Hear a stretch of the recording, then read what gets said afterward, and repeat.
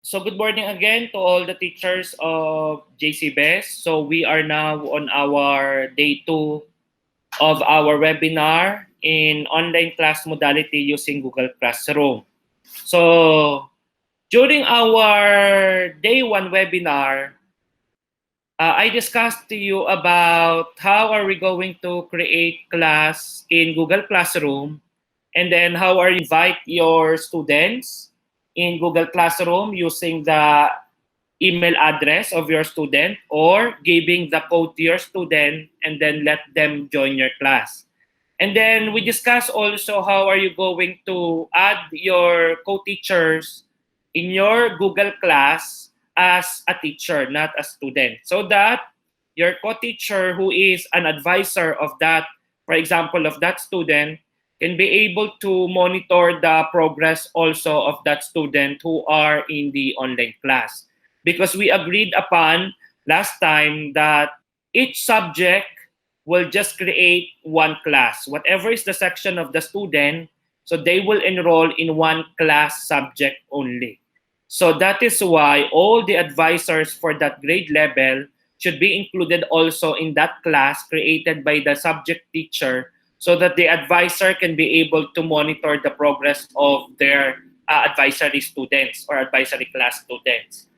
And then I discussed also about the function of the posting an announcement or a discussion, so that you can have your collaboration with your students. So yung capability under stream to post an announcement or to post a question will give your students the capability of answering, and then they can have interaction with other classmates, because they can be able to see the answers of every student in the discussion that you have posted in Google Classroom.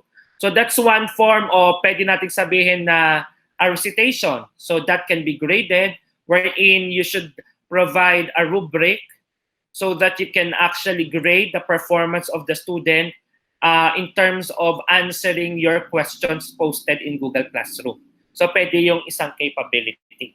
Now, as we continue with our day 2, I told you to watch in advance the video tutorial that I have created in YouTube about adding a material, because that will be our topic for today, day 2.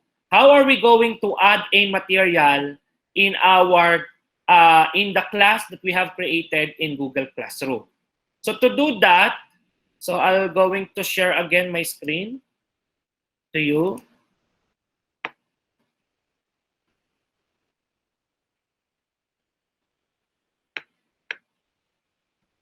And then let's try to open the class, the classroom that we have created.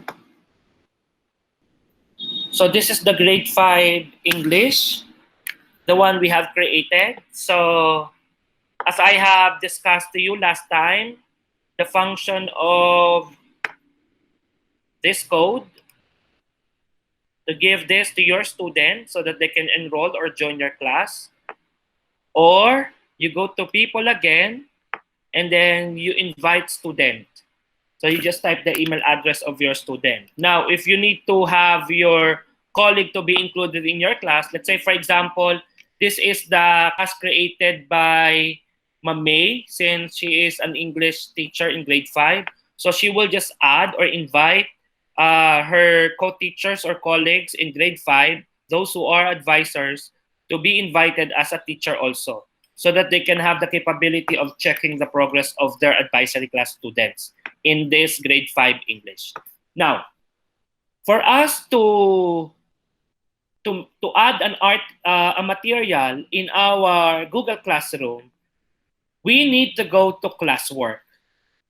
So, okay. Here in classwork, there is a create button here. In create, you can have create an assignment, quiz assignment, you can post a question, or you can have a material. Now, for the topic, this is what you're going to do. Before we add a material, we need to make a topic first. What do you mean by topic? It means that we just segregate, we just organize the materials that we will going to put in our class. Let's say, for example, we will organize all the materials based on uh, quarters. So let's have first quarter, second quarter, third quarter, fourth quarter.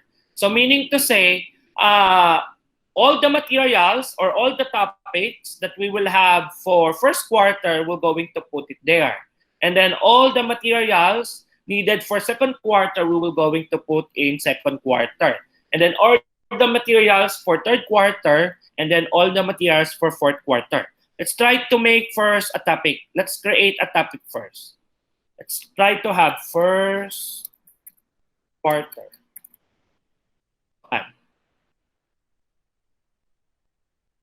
You will have first quarter here. So let's have another second quarter. And click add. And then we have third quarter. Then click add. And then we have fourth quarter. Then click add. So aside from, can you still follow? Thumbs up kung nakaka-follow. Nakaka-follow? Okay? So aside from having topics like first quarter, second quarter, third quarter, fourth quarter, so for you to organize, you can actually also organize your materials based on the lesson or the topic. So let's say, for example, in English, Mame, anong topic kunwari ang lesson mo sa first quarter sa English? Noun? Aspects of verb po. Ang aspects of verb. Pang first quarter ba yun? Opo, first quarter po. So, pwede nga mangyayari, kunwari kay Ma'am May, ilalagay niya dito, sa halip na first quarter lang, she will create topic about aspects of verb.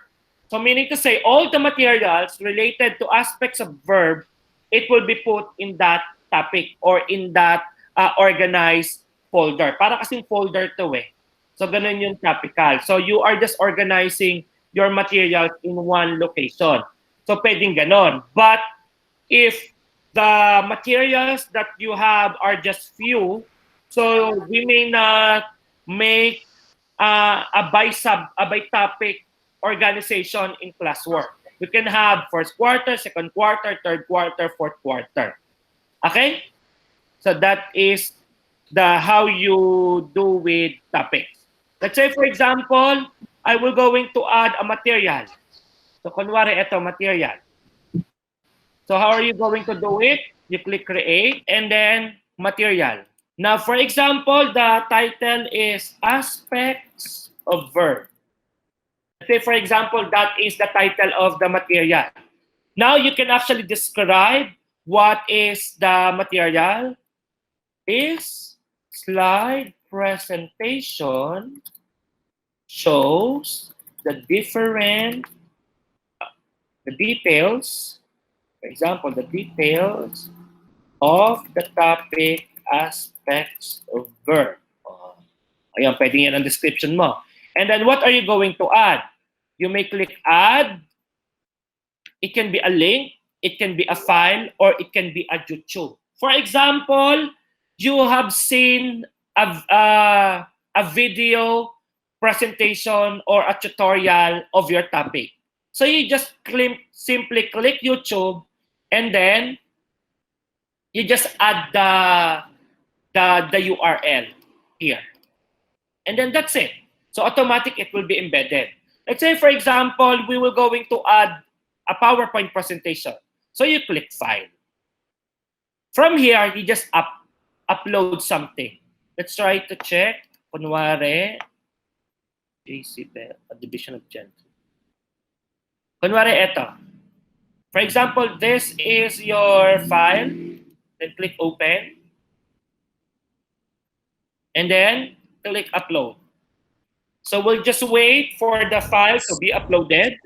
And then, this is the other thing that you need to know. You have options here wherein you can choose post, schedule, draft, discard draft. Siyempre, if you click save draft, it will be saved, but not yet posted or not yet scheduled. If you click discard draft, it will not be, it will not save. Now, here for grade 5 English and then all students enrolled. And then for the topic, let's say for example, this is under first quarter. So you just click first quarter. Now, what is the difference between post and schedule? If I click post, automatic, this material can be seen by the student. So yun, automatic, it will be posted. Now, if you click schedule, let's say for example, I click schedule. Kunwari, I want to post this at, kunwari, May 21, kunwari, 8 a.m. What do you mean by scheduled material May 21, 8 a.m.? It means that your students can be able to access the material on that date only. So once they open the Google Classroom and then they check the classwork for first quarter, this material will not be seen by your students because it was scheduled to be posted on May 21, 8 a.m. So that is the meaning of scheduling the posting of the material. So since what we are going to do is we will plan our materials in Google Classroom for the opening of the school year, we can have the scheduling of posting of the material. Since we know the school calendar, so we know when to start the first quarter, when to start the second quarter, when to start the third quarter and the fourth quarter. So we can actually schedule the posting of the material. Okay? So that is how you schedule. Instead of clicking post, you click schedule and then you type the scheduled date when you want your students to access this material. If I click post, punta muna tayo sa schedule. Let's say, for example, May 21, 8 a.m. schedule. Now, you will notice, first quarter. So, you notice, hindi sunod-sunod yung topics natin. So, you can just click this one and then move up. Click this one, move up. Nasusundan yung procedure ko, thumbs up. Okay, very good. And then, click this one to move up. Yan. Ito naman, move down. This one, move down. Second quarter, move up. Now, you will notice that it says that scheduled for tomorrow, 8 a.m. So you as a teacher can be able to see this material. But your student will be able to see this on the scheduled date, which is tomorrow, 8 a.m. Now, if you want to edit something in the material, you just go to this material and then click edit material. Let's say, for example, you've changed your mind. You don't like to schedule the posting of this material for tomorrow. You want your students to see it today. So you just click this one. Click the cross mark or the X or the cancel, and then you just simply click post. And then click post. Now you will notice that your material now is posted 9:15 and your student can be able to see it in Google Classroom. So that is how we post a material or we create or we add a material in our Google Classroom. So you just simply go to classwork and then click create and then choose material. Okay? Let's say for example, kailangan natin material. Kailangan kunwari natin ay video about aspects of birth. So kunwari punta ako sa YouTube about YouTube about aspects of verb. Kunwari, ganyan. Terms and aspects of verb. Ayan. Ito. Siguro ito, try natin. This presentation about Kunwari, ito.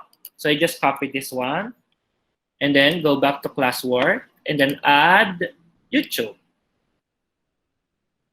And then from here, you go to URL. Then paste it. And then add. And then if you want to post it, automatic, so just click post, pero punta muna tayo sa first quarter as topic, and then click post.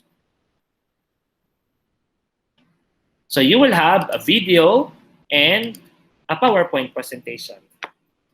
So that is how you add a material in Google Classroom. So you go to classwork and then you click create. So add a material. Okay? And then, but before that, you just make an organization of your materials by creating first topic. So in this example, we use first quarter, second quarter, third quarter, and fourth quarter as topics. So that's it for our day 2. Okay. So any question? So stop sharing na ako.